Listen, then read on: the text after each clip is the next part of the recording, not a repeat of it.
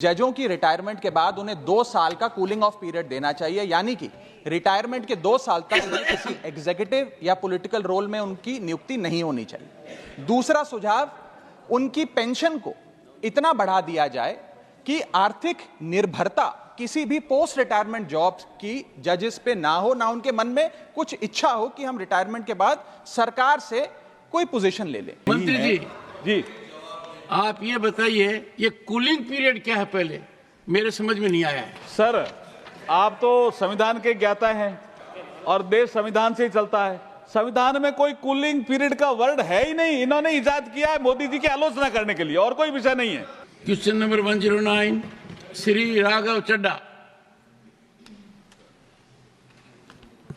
Sir, question number 109।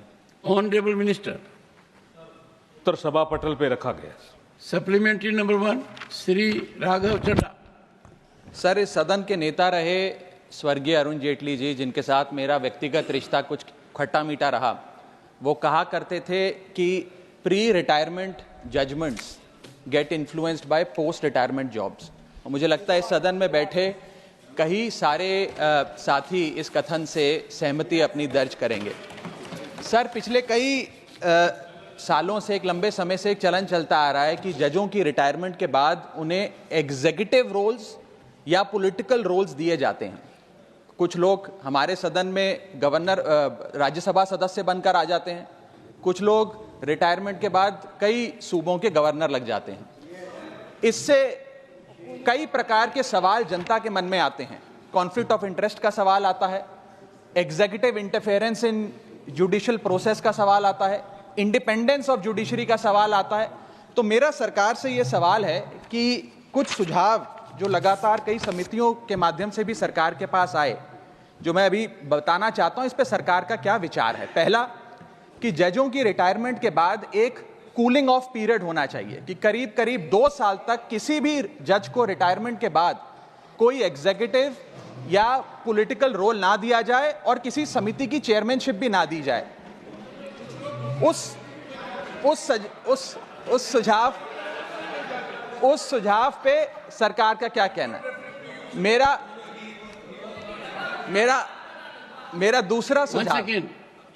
Well, to satisfy my very dear friend Jairam Ramesh, in the United States, they brought a serious issue, conflict of interest of advocates, and they wanted to keep lawyers away from Congress and Senate. It was severely debated. Ultimately, it was found that if conflict of interest issue has to dominate, then House will be empty, because someone will always have conflict of interest. Honorable member,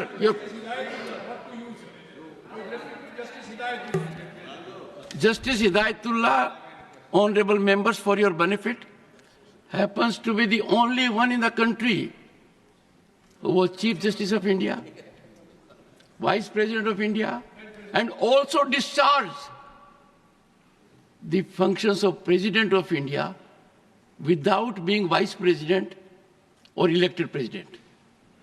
Something very rare. We wish you the best.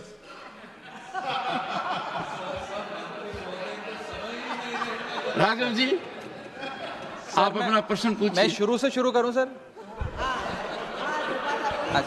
Sir, मैं समाप्त कर रहा हूं sir. और आपने एक बात कही मुझे अजीब लगी। आपने कहा कि अरुण जेटली से आपके खट्टे मीठे रिश्ते थे। मेरे से भी आपके खट्टे मीठे हैं।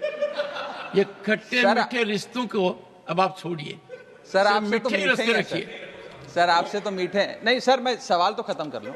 आपसे तो बहुत मीठे रिश्ते हैं सर। परमात्मा कह रहे आपसे हमेशा रिश्ते मीठे रहे, खट्टे ना हो सर।